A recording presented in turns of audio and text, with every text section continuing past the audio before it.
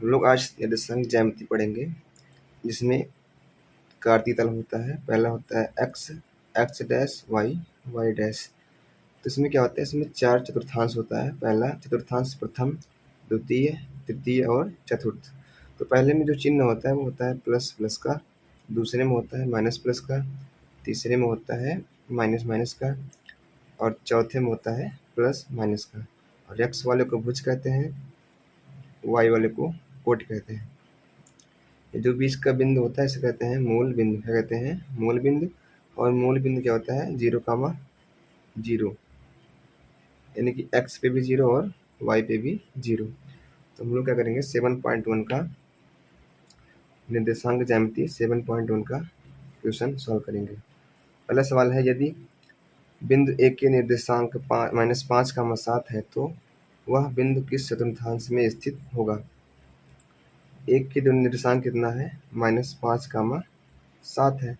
तो कह रहा है कि ये किस चतुर्थांश में स्थित होगा। देखो पहला चिन्ह किसका है? इसका है माइनस का, दूसरा किसका है? प्लस का।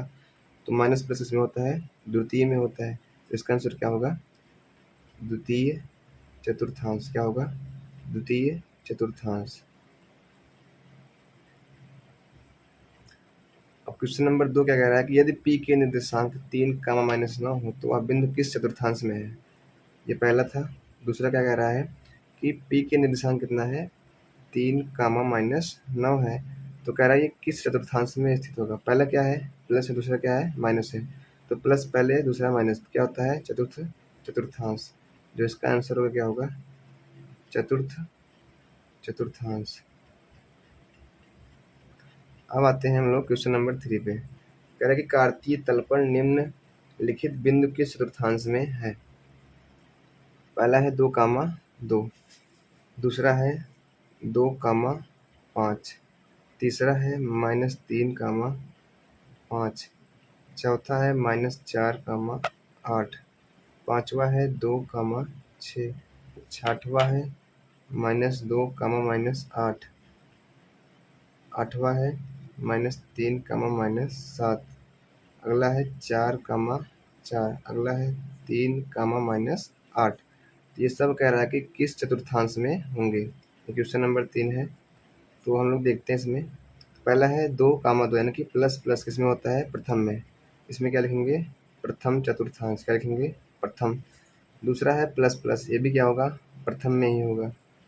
तीसरा है माइनस और प्लस, माइनस प्लस किसमें होता है? द्वितीय में। किसमें होता है? द्वितीय में, द्वितीय चतुर्थांश में होगा। अगला है माइनस प्लस, फिर किसमें होगा? द्वितीय में होगा।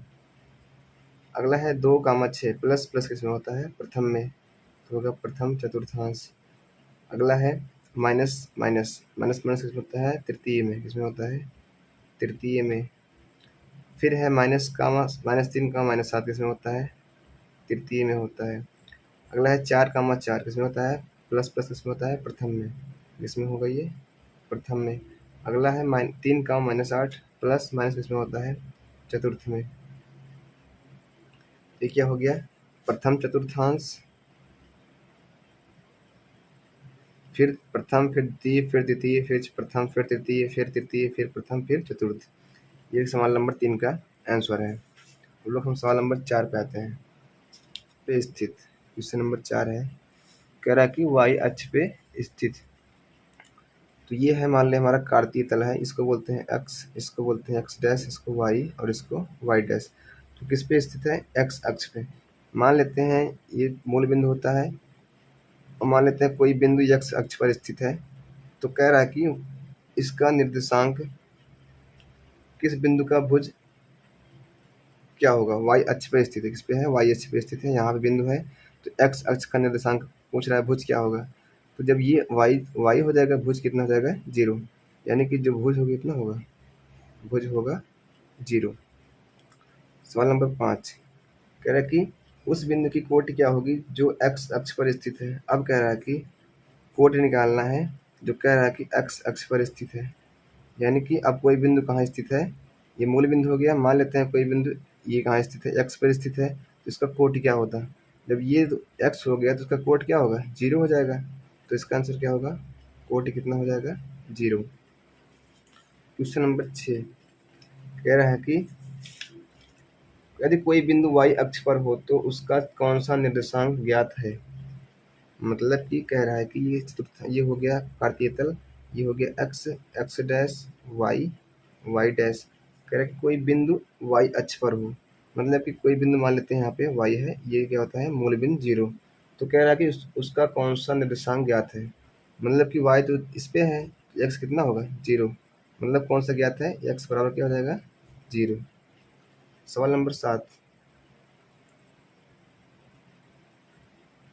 कह रहा है कि यदि क्या कोई बिंदु ऐसा हो सकता है जो अक्ष x अक्ष और y अक्ष दोनों पर हो, उसे क्या कहते हैं, उसके निर्देशांक क्या हैं। तो देखते हैं, ये मान लेते हैं कार्तीय तल हो गया, ये हो गया x, x dash y, y dash. तो कह रहा है कि x अक्ष पर भी हो और y अक्ष पर हो, जो मिल ये जो बिंदु होता है ये क्या होता है 0, और ये x अक्ष भी होता है y अक्ष भी होता है। तो क्या होगा, ये कौन सा बिंदु होता है, मूल बिंदु। क्या कहते हैं इसको, मूल बिंदु बोलते हैं। और इसके निर्देशांक पूछ रहा है क्या होते हैं, जो इसका निर्देशांक होता है वो होता है 0,0। मतलब कि x अक्ष और y अक्ष पर 0 होता है, इसको बोलते हैं मूल बिंदु, और इसके निर्देशांक कितने होते हैं 0,0।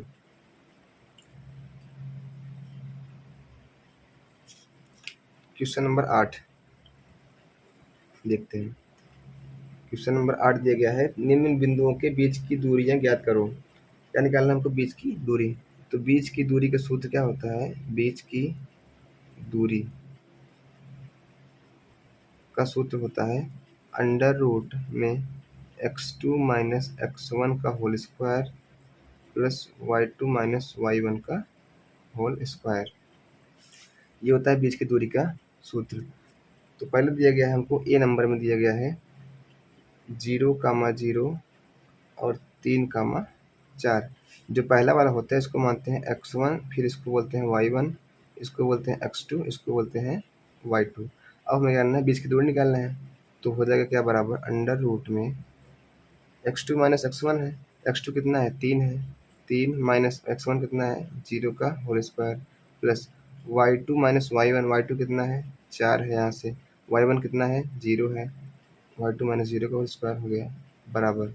फिर करते हैं, 3 में 0 गया 3, 3 का स्क्वायर प्लस 4 में 0 गया 4, 4 का स्क्वायर क्या हो जाएगा 3 का स्क्वायर 9, 4 का स्क्वायर 16। तो हो जाएगा अंडर रूट 16 9 25, और अंडर रूट 25 का मान होता है 5 का। तो इसका आंसर क्या होगा 5। अब देखते हैं क्वेश्चन नंबर बी, देखते हैं इसका।